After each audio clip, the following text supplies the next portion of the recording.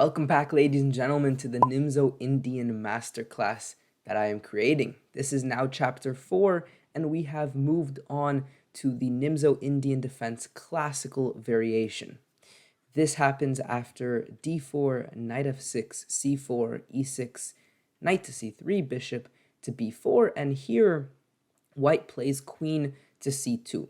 The first 3 chapters were looking at e3, the Rubinstein systems. And now we are moving on to queen c2, which is another set of systems that is very common and really critical to know in order to play this Nimzo-Indian defense correctly.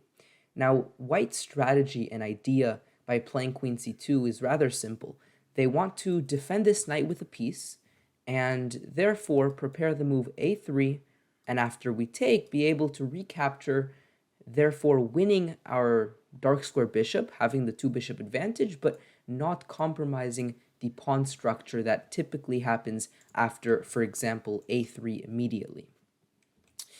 Now, this is quite logical, but it comes with a clear drawback.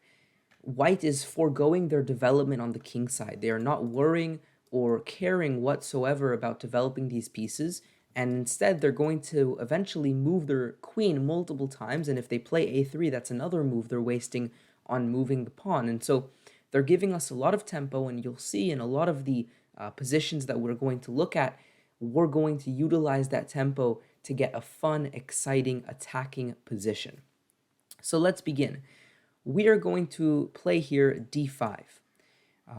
And white can play other moves, and I will have chapters dedicated to other sidelines aside from a3, and that would include both c takes d5 and the move e3. But a3 is by far the most common and most logical move because, as I mentioned, that is their whole plan with playing queen c2. So we're going to mention this move first in this chapter here, chapter 4. What we're going to do is take.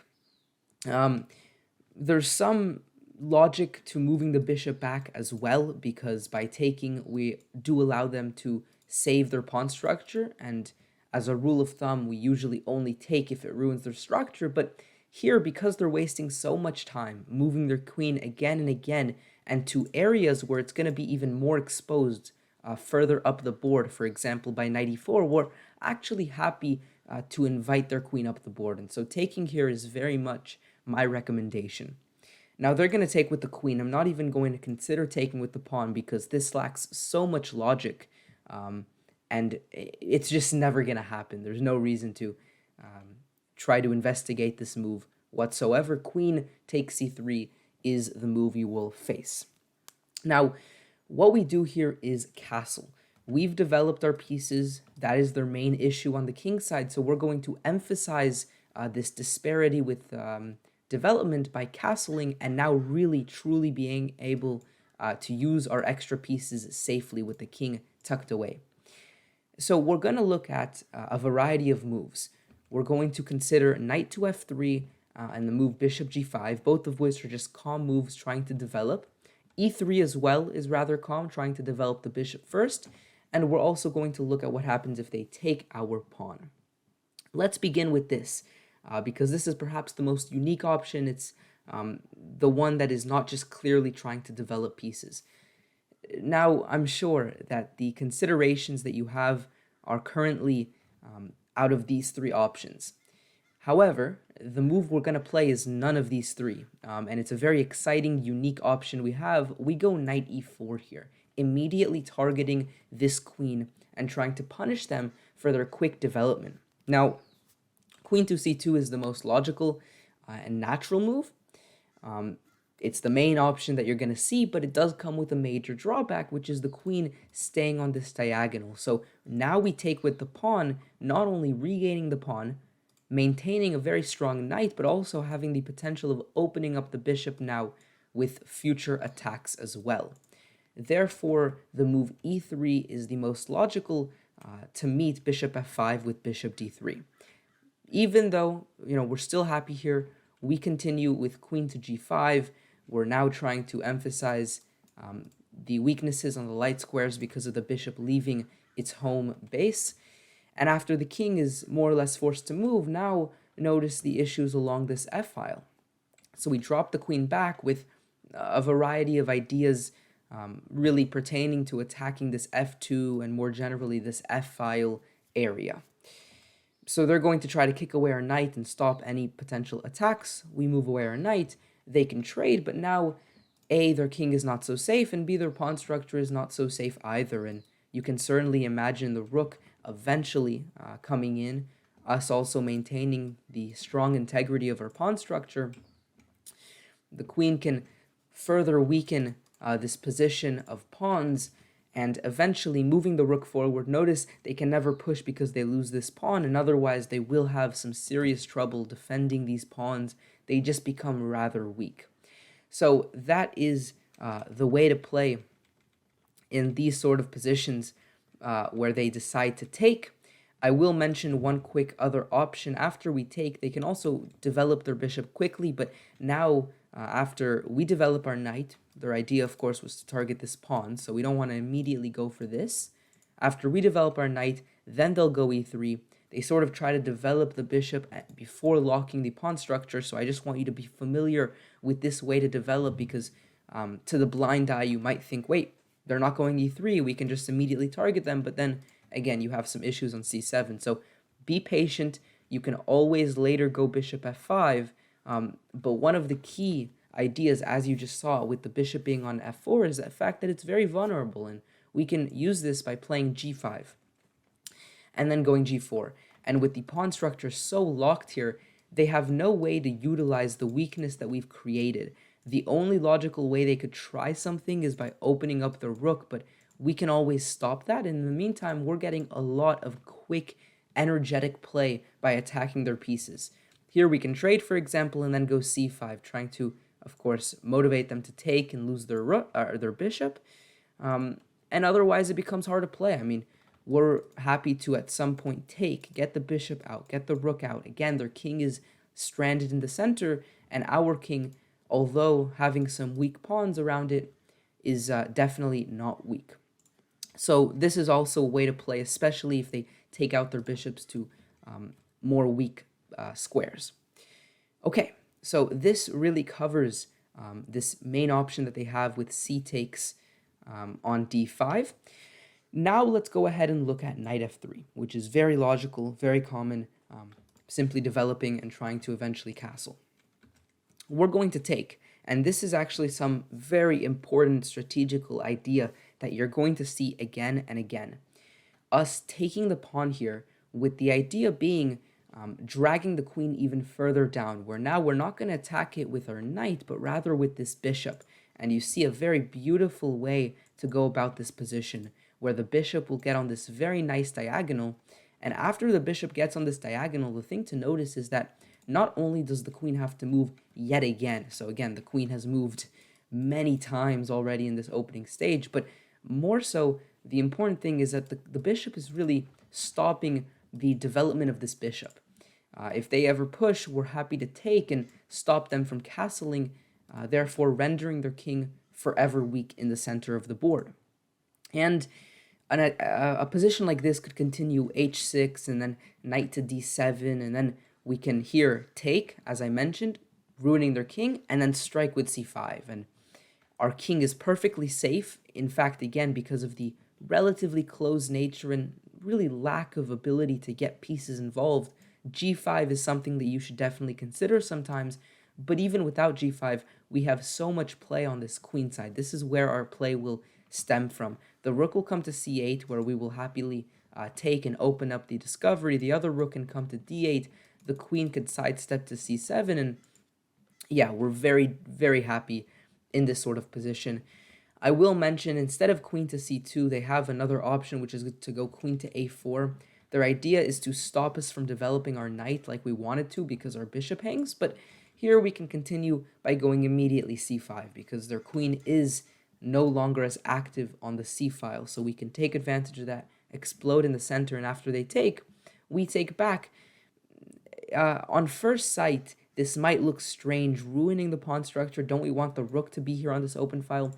But you'll see that we actually get really good play, and you shouldn't be scared to go into these sort of structures because Although, sure, perhaps we would have preferred the pawn to stay here and get the two rooks here. The fact that they can never develop, I mean, they just can't deal with this development. They would have to fianchetto their bishop, which is not following along with their plan, and even then, this pawn would hang after they castle. So that gives us the ability to go for these sort of structures, which aren't even bad. Yes, our king is slightly weak because of this pawn structure. Yes, this is an isolated pawn, which could be considered slightly weak, but it pales in comparison to the weakness of their king staying in the center. This is the key thing to understand. So knight to c6 will give us all the chances we want. The rook will come to the center, and the knight can find some very good home somewhere in the center of the board. Good potential, good energetic play coming up. Okay, so that is knight to f3. Now, quickly, I can mention bishop g5, very similar idea. We're going to take looking to do the exact same thing, which is why I'm not going to spend considerable time on this move. I'll look at two options just quickly. If they take, then we go b6, and we'll stop here because same ideas as before. We're going to go bishop a4, bishop a6, and I mean, if they end up developing, we're actually perhaps just going to be transposing into the moves we saw, where again, we're going for this energetic strike with c5. If they instead choose to take first here, which is the slight difference they can do by playing bishop g5 before going with their knight, that's fine too, because our queen didn't do a very significant role by, in regards to allowing for this. So here we can continue b6 as well, going for this. And notice if they take, we can continue here by taking this pawn, and now this is weak. Their queen has left the position of their king. Their king is now stranded in the center, totally cut off. And again, they can't develop because they lose this pawn. They'll have to first defend the pawn, but then this queen also becomes a massive target, perhaps even getting trapped in some variations. This is just a really fun position. There's no denying that. You would pick black here 10 out of 10 times. Now, the final variation that we will look at is the move e3, which is an important one because it's very distinct to the other variations where they're just developing quickly one of these pieces. And it's also very foreign to this move where they decide to take in the center. So it is important to look at this unique option they have. As a quick recap, just to remind you, we're looking at this variation after they develop with their queen to c2. We first strike with d5. They go a3. We're going to take and then castle. And this is where we looked at all the options with knight to f3, bishop g5, and them taking. And now we're looking at e3. Okay, so e3, the idea for them is to stop our main idea that we've seen a couple of times already of taking and then displacing their queen with this idea of going bishop a6. Because after we take, they want to take with their bishop and stop this whole idea once and for all. It makes actually a lot of sense. The downside of this, of course, is that their bishop becomes a little passive. It's not a move that you want to make when you're thinking about this bishop developing, but otherwise it seems very logical to develop their pieces and castle. The way we respond to this is by playing b6 as well. And the main point is they're not going to take here, so there's not going to be a great chance for us to develop our bishop out. So b6 is the way for us to deal with developing the bishop in these sort of positions where it's unlikely that they're going to allow us to open up this bishop. And if they allow it, you can also consider going bishop a6 in some cases and trying to hang on and do something with this pawn. But as I mentioned, it is typically much less effective in these positions where they go for early e3 because of the fact their bishop is a key defender. So I usually don't even consider those options. You put your bishop on b7 where it's very happy. You don't care about this pawn. At some point you can take, especially after they develop their bishop, let's say bishop e2, we can go knight e4, kick their queen away, and then we can decide to take, so their bishop would have to move again, or their queen would have to move again. Either way, we're winning time, and that's the benefit of this bishop being here. It defends the knight from behind with the bishop, so we don't have to fear taking and losing the knight.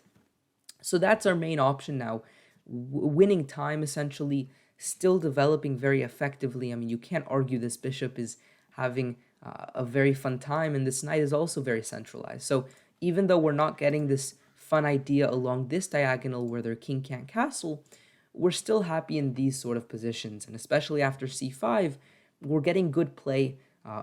Again, I like to consider this as energetic moves. We're playing aggressively and with very fun tactical intents in mind. So here they are possibly going to take. If they don't, we're happy to take and then eventually deal with the issues they will have on the c file. So they're probably going to take, and when they do, we're going to recapture with the knight. This is something important to emphasize. The knight actually is not going to stay here very long. We prefer the bishop here, where it could cause some damage. And so, for example, bishop to e2, trying to get away from the future of the rook coming to c8 already. Well, then we're going to continue with bishop e4. And here, after something like queen to d1, we're happy to just trade, go for this check, and then at the very least just go like rook c8, attacking the bishop. And if they move their bishop, we're winning this pawn. They're just so passive, right? We're developing our knight immediately to a magnitude of potential squares, and we're just 10 times more active than them here. They're having some very big difficulties developing their pieces. If they instead move queen to d2, this is even worse. They're losing material because of the move knight b3, where now it's a fork. They cannot get rid of the fork by taking. Well, they can, but the rook is going to be in some deep danger anyways in the end of this, noticing that here it can't go, and if it goes here, you can take the bishop, and in some cases, maybe later in the game or immediately, you could also consider going bishop b1 as well to trap the rook. Whatever seems to appeal to you the most, either way, you're very happy. So that is it. Queen to c2 is a very popular choice, and rightfully so. I mean, it's a very logical, strategical idea, but tactically, it gives us all the fun. As you see, with the two main ideas we have of going b6 and bishop a6 to stop their castling, and with going b6, bishop to b7, and going for some nice ideas with getting a good, strong knight that can always be replaced with a bishop, and getting fun, energetic moves. Always, by the way, their king having a lot of time, and it takes a lot of tempi for the king to get out of the center. So I very much like playing against queen to c2. Hopefully after watching this video, you will agree. However, we're not done with our job yet against queen to c2 because they don't have to go a3. And so in the future videos that are going to come up next, we're going to see what happens if they choose instead to play c takes on d5 here, or if they choose instead to play e3. And both of these moves we will completely debunk in the next few episodes on this masterclass. Thank you for watching. Subscribe if you are new around here. Like this video if you did enjoy and learn something new from it. And I will see you guys next time. Peace out.